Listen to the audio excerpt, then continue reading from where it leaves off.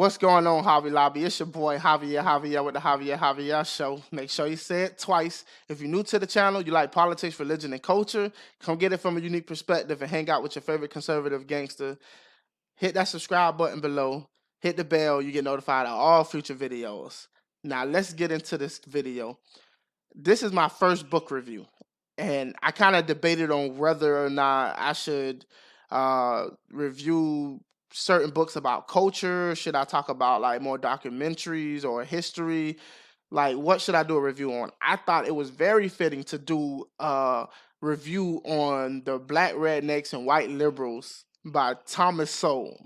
Now, some of you probably have read this book, and if you have, please write in the comments below and tell me what you think about the book. What were your favorite parts?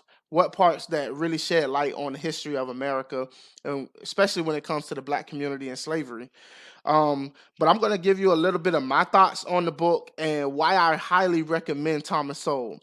If you don't know who Thomas Sowell is, it's a quick Google search. I know there's a lot of people who have never heard of Thomas Sowell, which I find to be amazing. When I first discovered Thomas Sowell, I was blown away. He's a black economist.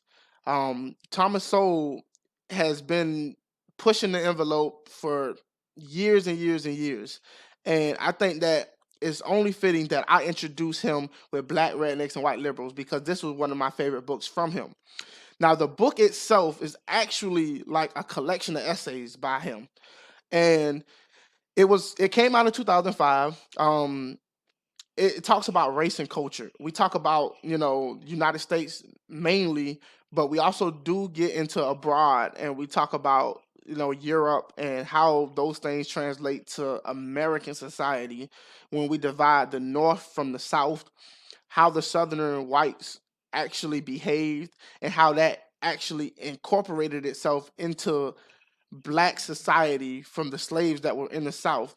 And it translates even to this day on how black people act in, like, you could say the ghetto, or if you look at the hip hop and those sorts, you'll see that some of the same behaviors and mentalities actually come from the Southern whites. Now, this book actually brings up white liberals because there was a moment in history where the black Southerners went to the North and actually started looking for work, and they brought all of that bad behavior with them.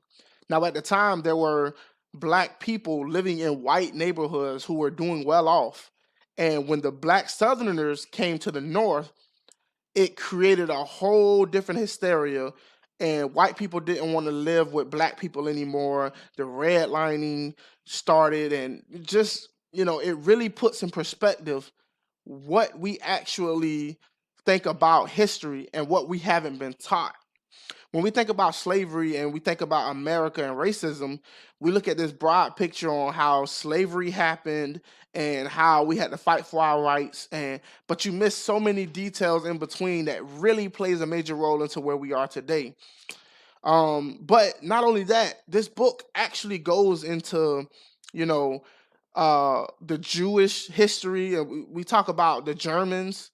So if you go from like the first essay, that's just strictly black rednecks and liberals. We get into the Jews being generic or not, and the kind of story with them and how it relates to American history. Then we go into the real history of slavery, not none of the myths and all of that stuff that you hear about. We actually talk about, you know, why the South was the way it was compared to the North. Southerners were lazy when it came to like other foreigners that came from Europe who actually would do some of the same things that the white Southerners were doing, but they did it better. Um, so some of that rubbed off into the black community, definitely. We talk about the German history, and how Adolf Hitler um, learned some tactics from America. Check that out, man. Definitely check that out. And Thomas Sowell is big on education, so he had to put it in this book. Black history is in this book. When I say it may not be the history that you want to know, but it's the history that you should know. And Thomas Sowell loves to talk about education because education is very vital to the black community, very vital to everyone. And we need to hone in on that because it explains the story of why black people ended up where they are today. and how it affects us. So look it up. It talks about Black achievements, it talks about the myths, and it talks about the tragedies. So that's starting in the essay 5. So definitely worth it. And then we get into the last chapter, which is history versus visions. Um, so definitely good stuff there. I highly recommend it. If you've read the book, please tell me in the comments below what you thought was great about the book. Tell me what you think he could have touched on. Tell me what were your favorite parts. Would you recommend any of Thomas Sowell's other books that I may review in the future? Um, if you haven't read the book, please tell me if you want to read it, why you don't want to read it. I'll leave a link in the description below so you could actually go buy the book on Amazon. You can find this book also on audiobook. I've actually listened to it on audiobook and I've read it on paperback. So, like this video, share this video. Thank you for watching. And as always, share the video at least twice. If you're new to the channel, subscribe and hit that bell. You get notified of all future videos.